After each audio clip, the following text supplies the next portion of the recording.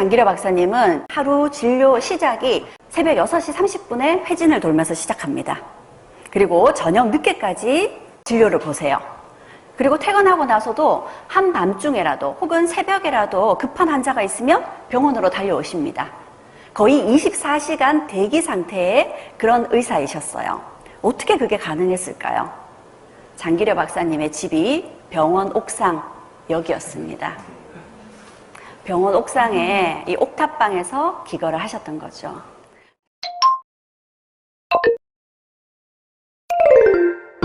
제가 오늘은 장기려 박사 이야기를 같이 해볼까 합니다. 한국의 슈바이처라고 제목을 붙였는데 저는 솔직히 바보의사, 장기려 박사 이런 이름 붙이고 싶었습니다. 이 장기려 박사 이름 앞에는 왜 이런 수식어가 붙는지 장기려 박사의 삶을 들여다보면서 같이 한번 생각을 해보시면 좋겠습니다. 장기려 박사님의 가족 사진입니다. 장기려 박사님이 여기 계시고요. 이분이 가족들 중에 여기에 있는 장가용이라는 둘째 아들만 데리고 남쪽으로 한국전쟁 때 피난을 왔습니다. 부모님과 그리고 아내 그리고 5 아이들은 북쪽에 남아 있어야 했습니다. 왜 이런 일들이 생겼는지 이분의 삶을 따라가면서 사연을 하나하나 살펴보도록 하겠습니다.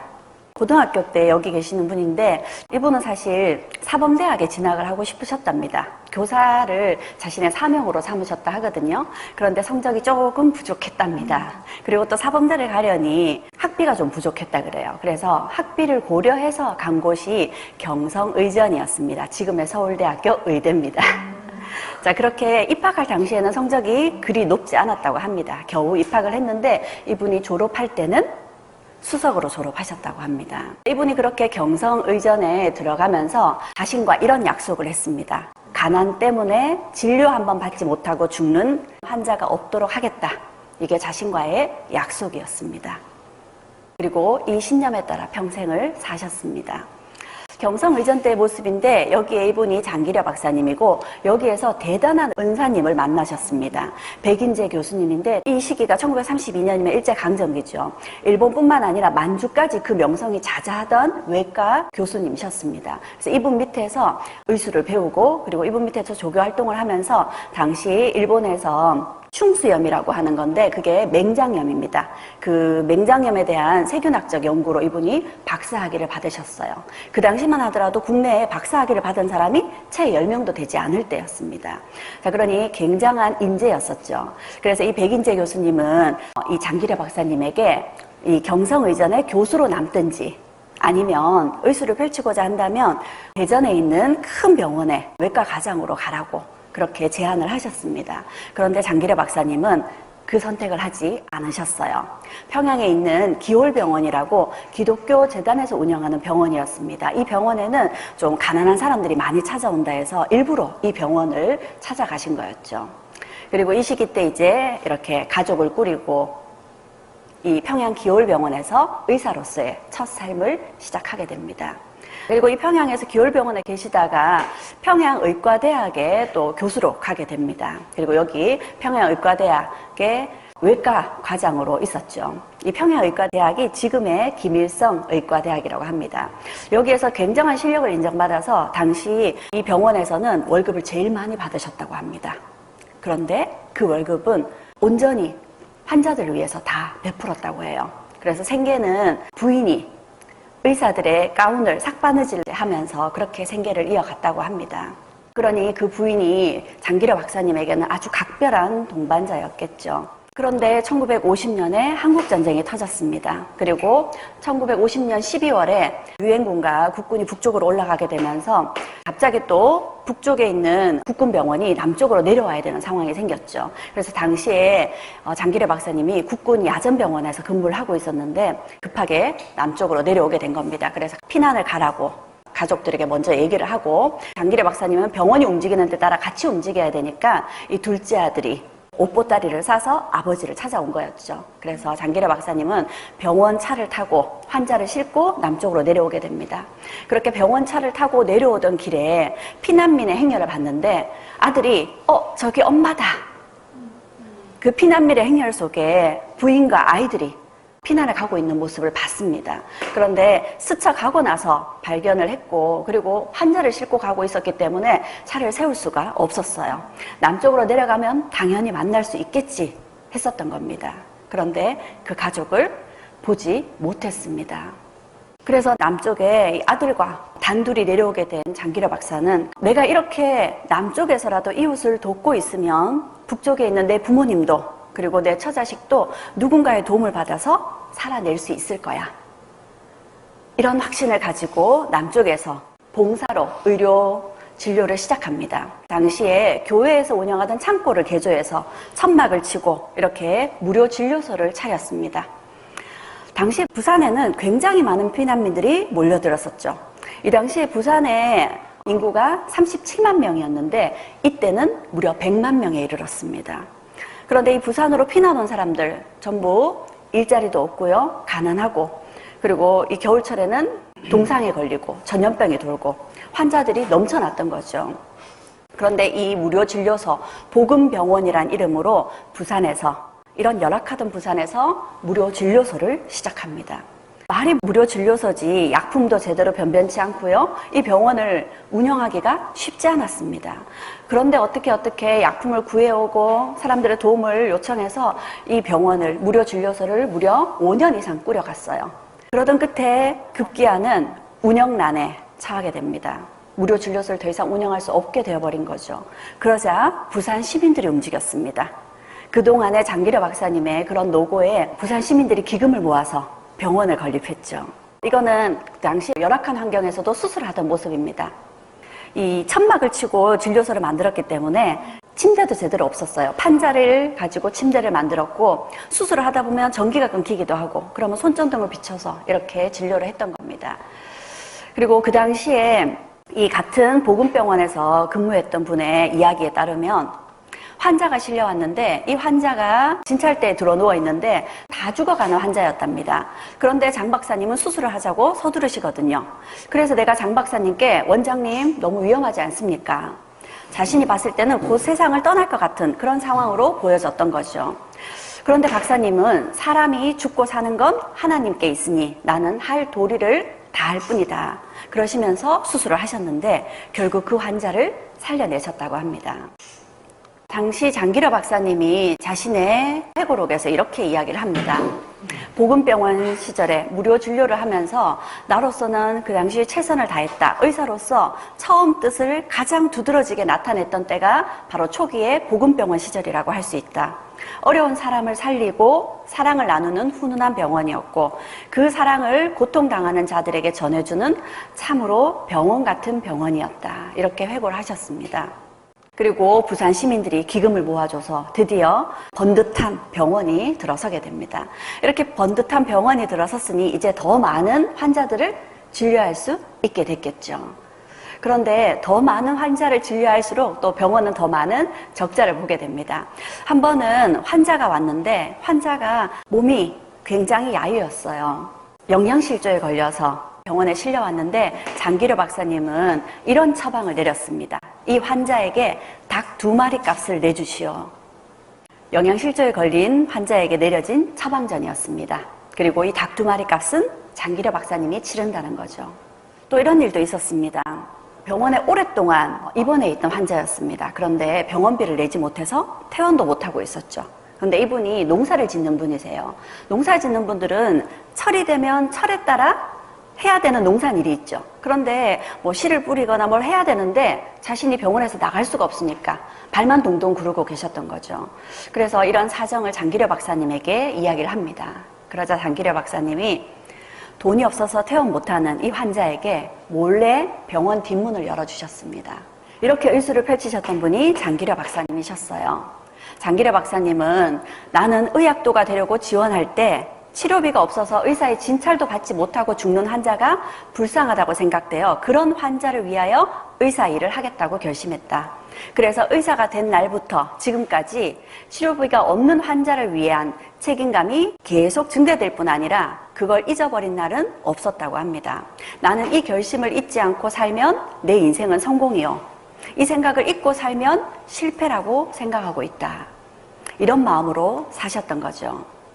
그렇게 이 복음병원을 25년간 운영을 하셨습니다. 그리고 많은 환자들을 살려내셨겠죠. 지금은 이 병원이 고신대학교 복음병원이라고 지금 그 자리에 자리하고 있습니다. 이 병원 우측에 보면 이 길이 장기료라고 이름 붙여져 있습니다. 이렇게 장기려 박사님이 이런 의술을 펼치니 사람들은 장기려 박사님을 두고 바보라고 불렀습니다. 사람들이 자신을 바보라고 부른다는 이야기를 듣고 장기려 박사님이 이렇게 이야기를 하십니다. 바보라는 말을 들으면 그 인생은 성공한 것입니다. 그리고 인생의 승리는 사랑하는 자에게 있습니다. 그 바보라는 말을 아주 기쁘게 받아들이셨던 거죠. 그리고 장기려 박사님은 하루 진료 시작이 새벽 6시 30분에 회진을 돌면서 시작합니다. 그리고 저녁 늦게까지 진료를 보세요. 그리고 퇴근하고 나서도 한밤중에라도 혹은 새벽에라도 급한 환자가 있으면 병원으로 달려오십니다. 거의 24시간 대기 상태의 그런 의사이셨어요. 어떻게 그게 가능했을까요? 장기려 박사님의 집이 병원 옥상 여기였습니다. 병원 옥상에 이 옥탑방에서 기거를 하셨던 거죠.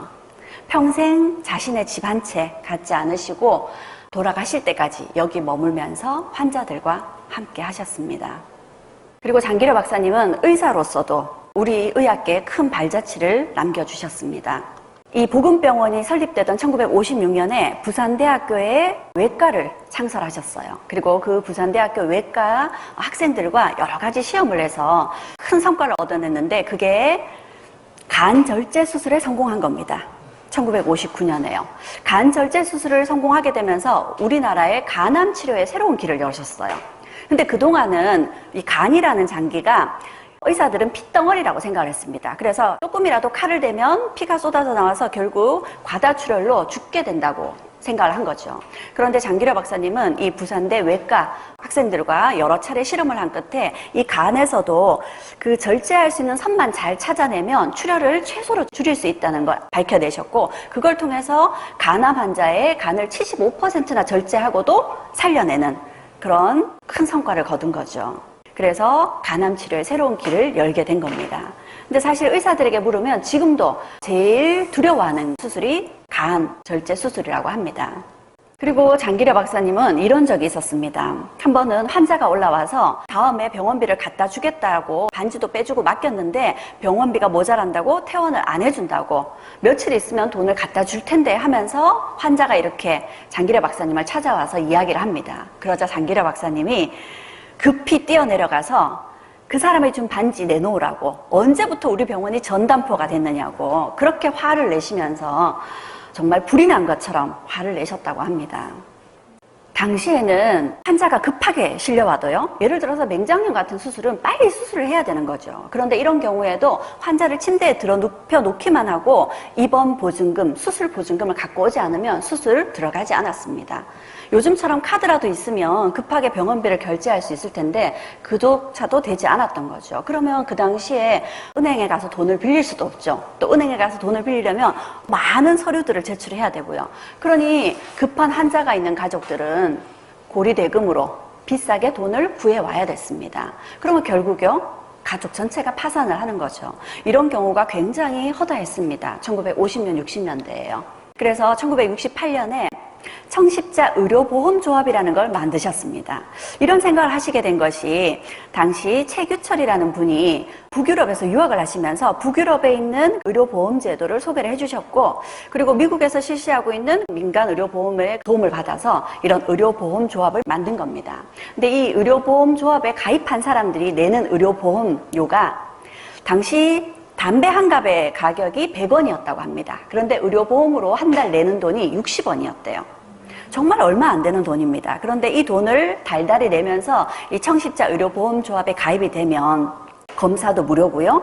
입원하거나 수술했을 때도 80%까지 이 의료보험조합에서 변제를 해주는 거죠. 그러니 사람들은 이런 돈을 내고도 이런 혜택을 받아도 되는가 이런 생각을 하면서도 점점 입소문이 나면서 가입자 수가 늘어나기 시작합니다. 사실 초반에는 적자가 엄청 났습니다. 그래서 이 적자를 해결하기 위해서 얼마 후에 이 청십자 의원이라는 병원을 세우게 됩니다. 그런데 이 병원도요, 시간이 갈수록 계속 적자였죠. 이런 적자를 끌어안고도 이 청십자 의료보험조합을 계속 끌어가던 끝에 드디어 조합원이 10,000명이 넘어섭니다. 그러면서 조금씩 이제 흑자로 돌아서게 되며 안정적으로 의료보험조합을 꾸려나갈 수 있게 됩니다. 그리고 이런 일들이 알려지게 되면서 전국적인 의료보험조합 운동이 일어나게 되죠. 그래서 우리나라 정부에서 박정희 정부 때였죠. 1977년에 우선 회사원이나 공무원들 그리고 교직원들 이런 사람들을 중심으로 먼저 의료보험을 시작하게 됩니다. 그리고 이게 점점 확산이 되면서 1989년에는 전 국민에게 의료보험 혜택을 받을 수 있게끔 이게 자리를 잡게 된 거죠. 이런 일을 해내신 분이 장기려 박사님이셨습니다. 이분의 영향이 아니셨다면 지금 우리가 체감하고 있는 우리나라 의료보험이 얼마나 대단한지 이분이 아니셨다면 우리가 이 혜택을 보지 못하고 있겠죠. 이 장기려 박사님의 의술은 이분의 한결같은 마음이었습니다.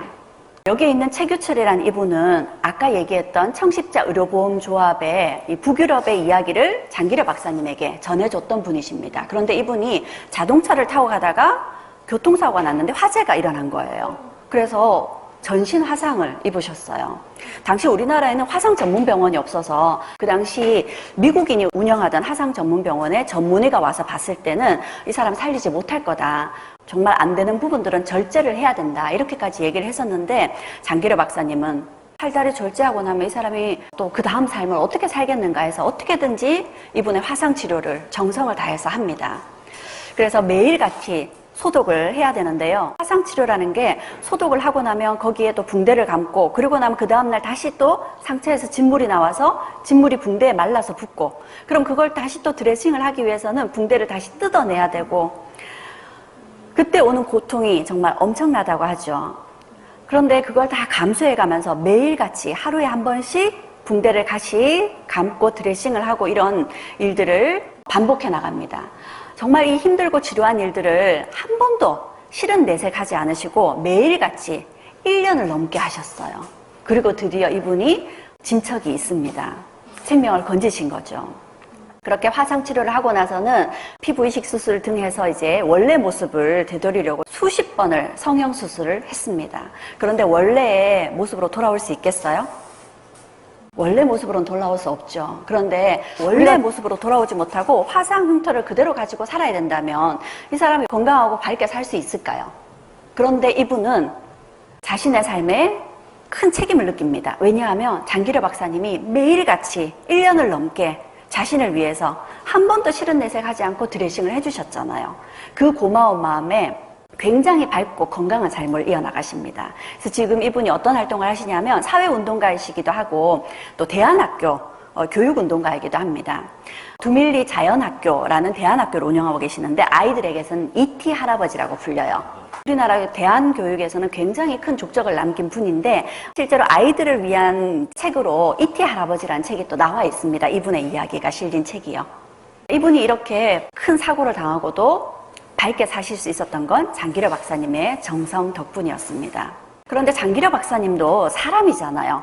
의술을 행하시면서 실수를 할 수 있겠죠. 한 번은 환자가 찾아왔는데 척수 결핵이었습니다. 그래서 이 척추뼈에서 결핵으로 썩은 부분을 도려내고 나름 뼈를 이식해야 되는 그런 수술이었어요. 그런데 그만 신경을 잘못 건드려 버린 겁니다. 그래서 의료 사고가 났어요. 근데 이 당시만 하더라도 사람들이 좀 의술에 대해서 무지하죠. 그래서 적당히 둘러댈 수도 있었습니다. 그런데 장기려 박사님은 자신이 실수한 거라고 솔직하게 고백을 하고 끝까지 이 환자를 위해서 최선을 다합니다.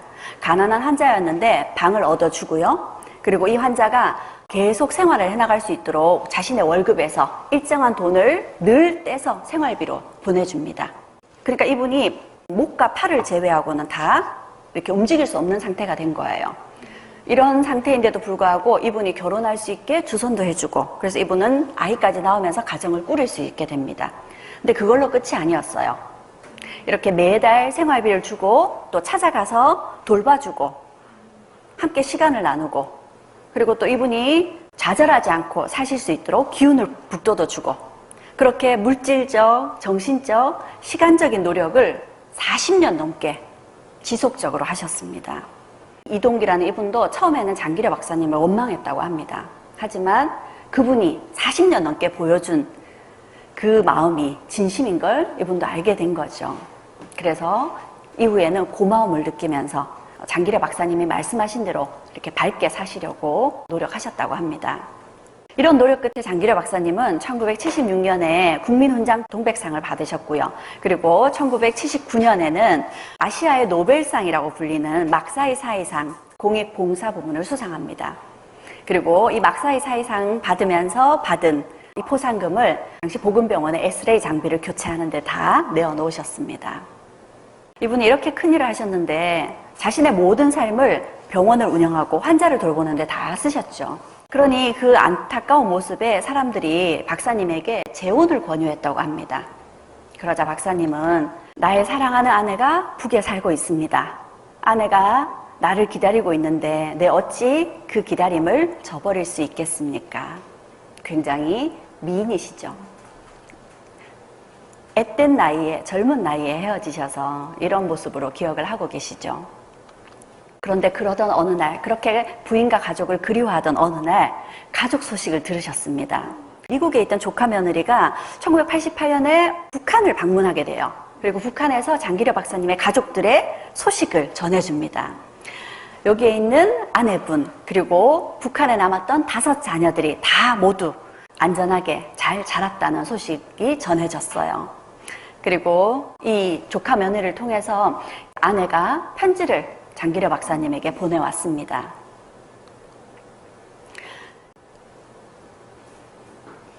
선생님 좀 읽어주시겠어요? 편지원 선생님. 그립고 보고 싶고 또 그리운 당신에게 세월은 사정없이 흐르고 흘러 어느덧 헤어진 지 40여 년. 안타까운 사정을 말로는 다 표현할 수 없습니다. 가영이네 가족과 같이 찍은 사진을 보니 반갑기도 하고 일편으로는 가슴이 미어지는 듯 안타깝습니다. 당신은 기나긴 세월 생활에서 그 얼마나 불편이 많았겠습니까?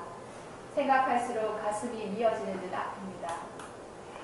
이렇게 수십 년 만에 소식을 알게 된 남편에게 직접 편지를 써 보내주셨습니다. 그리고 남편에게 남편과 함께 부르던 노래를 녹음해서 보내주셨습니다.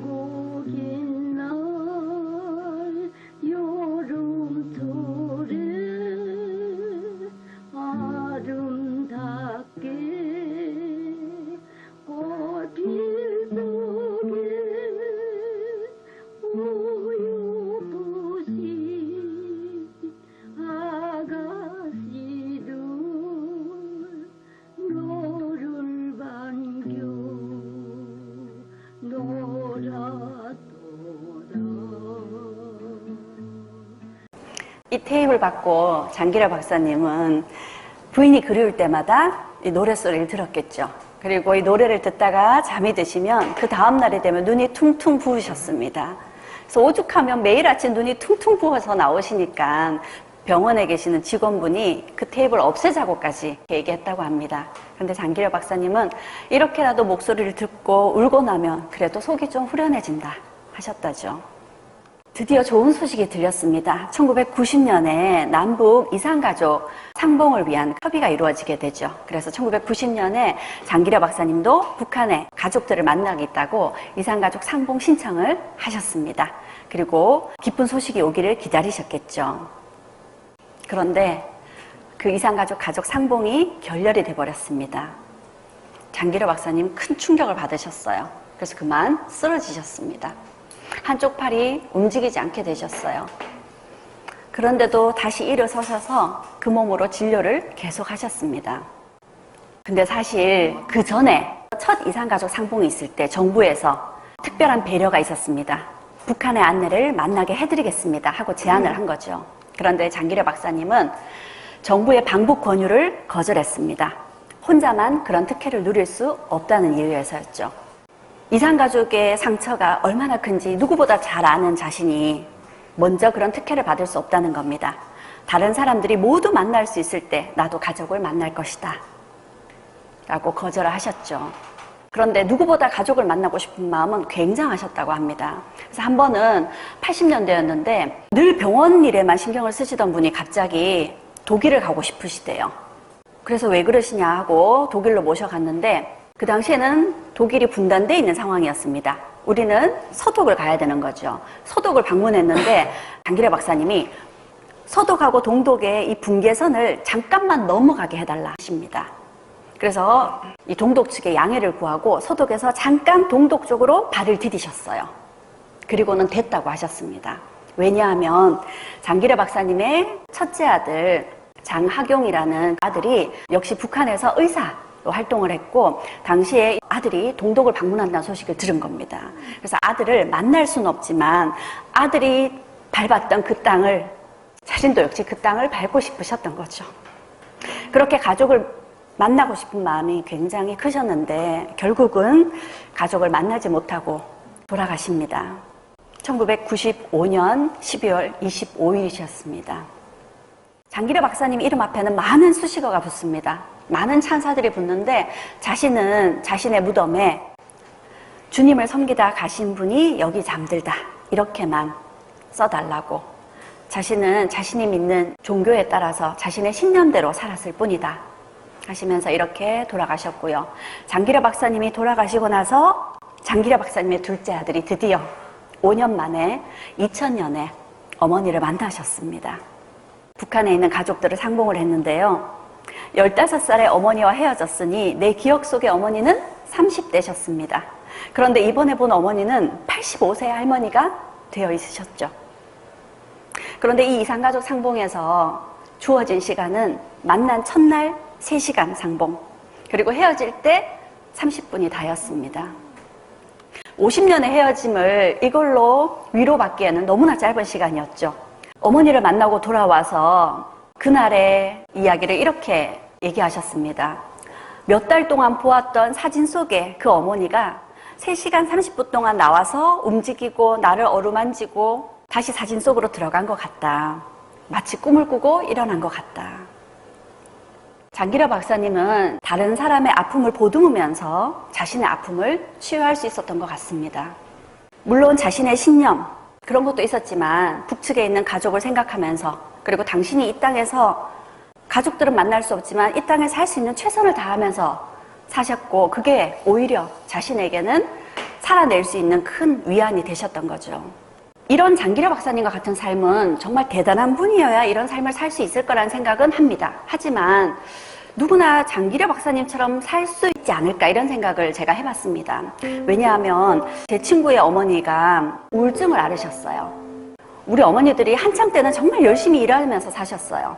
그런데 나이가 들고 보니 할 일은 없어졌고요. 남편은 먼저 하늘나라로 갔고 아들, 딸은 다 결혼을 했고 너무 외로운 거죠.